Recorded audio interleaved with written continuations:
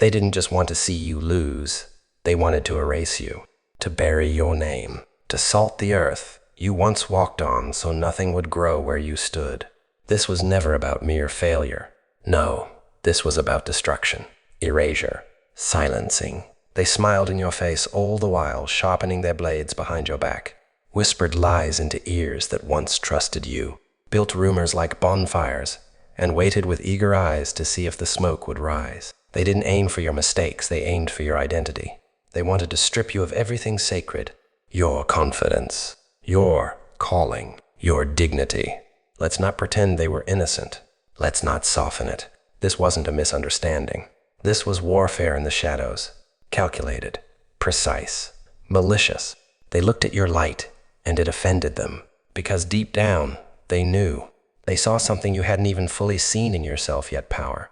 Not arrogance, not noise, but that silent, unshakable potential, that ancient flame resting just beneath your scars. And it terrified them. So they set fire to your name. They laid the traps. They planted the seeds of doubt. They smiled at your every stumble, hoping that the next fall would finally shatter you. Because broken people make others feel safe, because your strength threatened the mediocrity they swore allegiance to. And when you finally fell, oh, they rejoiced. They gathered like vultures circling something freshly wounded. They weren't built for this. They were overrated anyway. See, we told you they'd fold. But what they didn't realize, what they never counted on, was that you weren't falling apart. You were falling into power. You didn't imagine the fall. It wasn't an illusion. It wasn't some abstract metaphor to inspire a comeback story. It was real. You fell. Hard. And nothing about it was poetic in the moment. Nothing about it felt divine. It felt like death. Let's not dress it up. Let's not romanticize what you went through. This isn't a fairy tale. This is your blood, your tears, your voice screaming into empty rooms that never echoed back. This is nights with no sleep, days with no light. This is the kind of silence that chokes, the kind of stillness that feels like the universe forgot your name. They don't know what it cost you. They don't know how you held yourself together when everything inside you was crumbling like ancient stone. They saw the fall, but not the thousand silent deaths that came before it. Not the way you kept showing up, even when your soul was running on fumes. They didn't see you clawing at the walls of your own mind, trying to remember who you used to be trying to remember, if that person was ever real, or just a lie you told yourself to keep going. Rock bottom wasn't a metaphor. It was a place. It was a grave they thought you'd never climb out of. But let me tell you something they missed. Something the world forgot to teach you. Something the pain came to whisper while everyone else walked away. Rock bottom is sacred. It is holy ground. Not because it's beautiful, but because it strips you bare. When you hit that floor, when all the scaffolding collapses, when the mask is gone, when every lie you built your life on crumbles, you finally meet the real you. Not the image. Not the one trying to impress. Not the one playing the part. No, the one who remains when everything is taken. The one who can't be faked. The one forged in the fire. Rock bottom is where illusions die. And truth begins. It's where the applause stops, and your heartbeat becomes the only rhythm you hear. It's where identity is reclaimed, not given. And here's the secret. Most people run from it. They scramble to climb back up to prove, to impress, to pretend they're okay. But not you. You stayed. You sat in the silence. You looked around the ruins and said, if this is where I'm supposed to start again, then so be it. And that's where everything changed. They stood over you like gravediggers, patting the dirt, marking the end, wiping their hands clean, satisfied that the job was done. They didn't know they weren't building a grave. They were planting a seed. You see, people misunderstand silence. They mistake stillness for surrender. They think if you stop moving, if you stop speaking, if you disappear for a while, it must be over. But seeds don't scream when they're growing.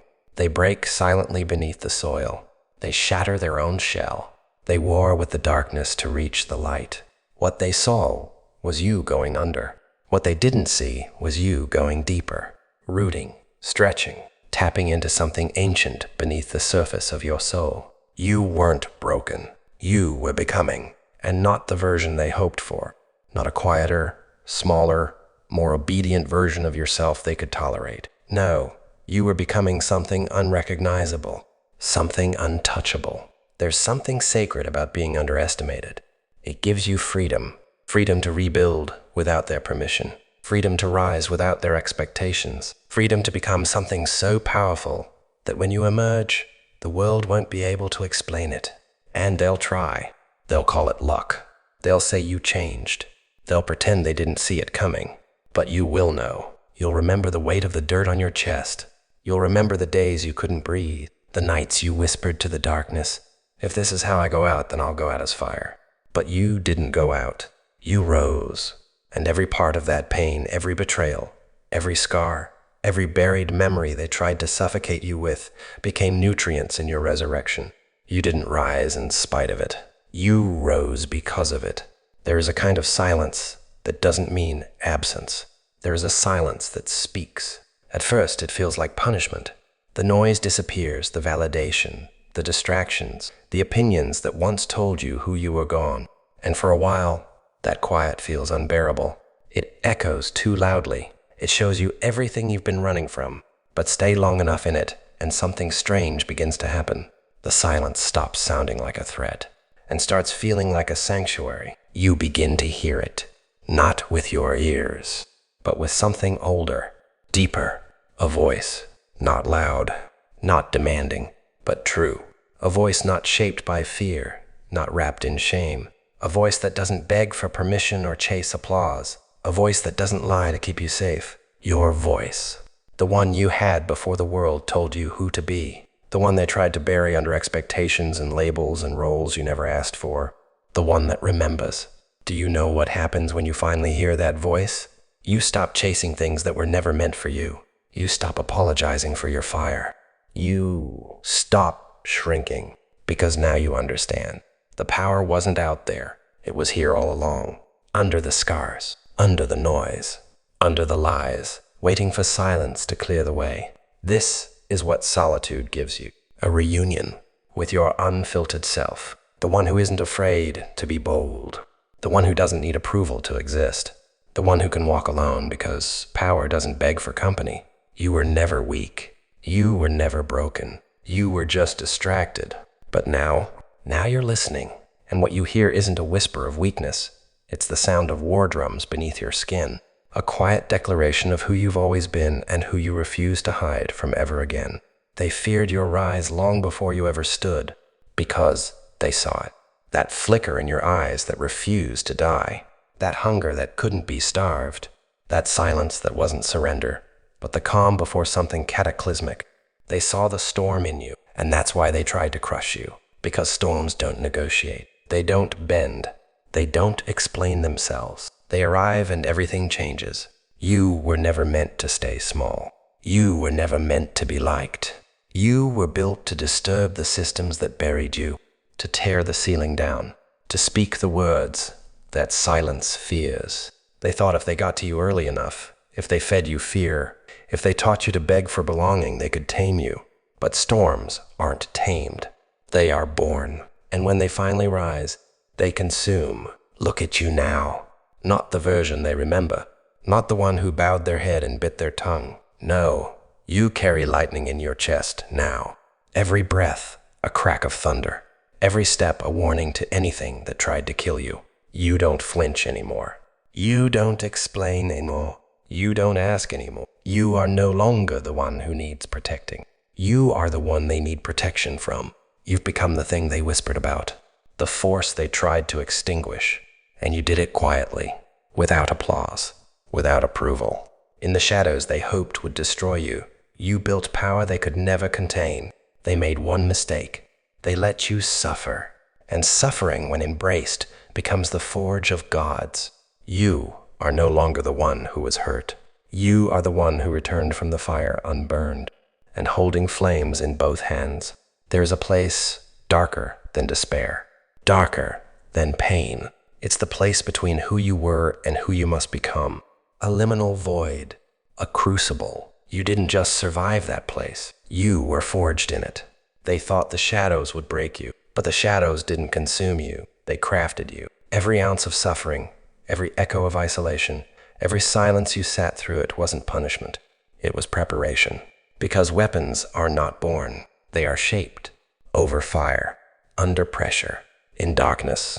You weren't being buried. You were being tempered. Your spirit hammered against the anvil of adversity, over and over, again and again, until the soft parts shattered and only steel remained. Let them look at you now and say, "You've changed." Let them say, "You're different." Let them whisper, "There's something colder in their eyes." Good, because warmth didn't survive the furnace. Only fire did. You don't speak the same way anymore, because silence taught you how to listen. You don't walk the same way anymore, because pain taught you where to plant your feet. You don't trust the same way anymore, because betrayal carved wisdom into your bones. You've become something else, not just stronger, not just wiser, but weaponized.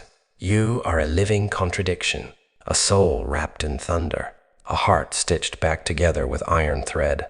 They thought they were hurting you, but they were building your armor. There comes a moment in every rise when the enemy is no longer them. It's you, not the version you post, not the one you let the world see, but the one behind your eyes, the one that whispers just before sleep, the one who's been sabotaging you from the inside, long before they ever tried to from the outside. And the truth is, you weren't just haunted by demons. You were feeding them doubt, fear, shame, addiction to approval, the silent belief that you were never enough, that if anyone ever saw all of you, they'd leave too. You stood in the mirror and looked at the monster. And for the first time, you didn't flinch, because part of you was that monster, and that terrified you. But here's the secret no one teaches. You don't conquer the monster by killing it. You conquer it by commanding it. You thought your rage made you broken, but rage isn't weakness, it's fuel. You thought your darkness made you dangerous. It does, but not in the way you feared. It makes you unshakable. It makes you sharp. It makes you whole. They told you to stay soft, to stay polite, to stay small. But survival required something else. It required you to go into the cave of your own mind and face what you buried there. You didn't run. You didn't look away. You stood your ground and stared down the beast. And what you saw, it wasn't evil. It was power misunderstood, unloved, chained for too long. So you unchained it? You reached into the darkness and pulled out every version of yourself you once hated and said, "You don't control me anymore. You work for me now." That's how legends are made. Not by pretending you're perfect, but by owning the chaos and turning it into crown and blade. They laughed. Let's not pretend they didn't. They smirked when you stumbled. They whispered when you were weak. They shared your name with pity on their tongues and poison in their hearts. They didn't just doubt you. They delighted in your collapse. You were entertainment to them, a slow-motion failure, a cautionary tale they couldn't wait to narrate. They passed your pain around like a joke, sat back and waited for the curtain to fall. And now? Now they're quiet, because the comeback always makes more noise than the collapse. And the ones who laughed the loudest will regret the day they ever opened their mouths. They thought your silence was surrender. They didn't realize it was strategy. You weren't gone, you were gathering. You weren't broken, you were building. And now that you've risen, the very people who wrote you off can't even look you in the eye. You don't have to scream to make a statement. You don't need revenge. Your existence is revenge. Every step you take now, every level you climb, every locked door you break through is a reminder to the world they bet against the wrong soul. They'll replay their words. They'll remember how they treated you, and it will haunt them, because nothing pierces more than watching the one you tried to destroy become unstoppable. This is the part they never prepared for. You didn't just return. You returned with power, with presence, with prophecy fulfilled. Their betrayal was just the spark. You were the wildfire waiting to happen, and now the flames are everywhere. And you're just getting started. Stop explaining yourself. Stop softening your voice so it doesn't echo too loud in fragile rooms. Stop making your brilliance digestible for those choking on their own mediocrity. You've earned the fire in your chest. You've earned the storm in your step. You don't owe anyone your apology, because power doesn't shrink to fit inside someone else's comfort zone. It doesn't beg to be understood. It doesn't dilute itself so others can swallow it easier. Power stands. It doesn't need to prove. It doesn't need to perform. It doesn't ask to be invited. Builds its own throne. They'll try to make you feel guilty for rising without permission, for becoming without warning, for shedding your skin and no longer answering to their labels. But that guilt, that hesitation, that constant need to explain, kill it, because it's a leash. And power doesn't wear chains. They'll say, "You've changed," and they'll mean it as an accusation. Say, "Good." They'll say, "You used to be so nice," and you'll smile, because nice never built empires. Nice never survived the fire. Nice got you overlooked, underestimated, used. You're not here to be liked. You're here to be remembered. And when you walk into a room now, you carry every scar like armor. You speak only when it matters. You don't chase attention. You command presence. That's what power does. It walks into a room and shifts the gravity. No applause needed. No permission asked. You are not here to fit in. You are here to take up space, unapologetically. From ruin, you built a kingdom. From silence, you wrote a war song. From ash, you carved a throne. They never saw it coming, because they mistook your fall for your finale. But you were just getting started. Your empire wasn't inherited. It was earned, stone by stone, scar by scar. Not given, taken, not handed down, risen up from the dirt. You didn't rebuild what was. You redefined what could be. And now the ground you walk on is no longer shaky. It belongs to you. They thought the ashes were the end, but they forgot.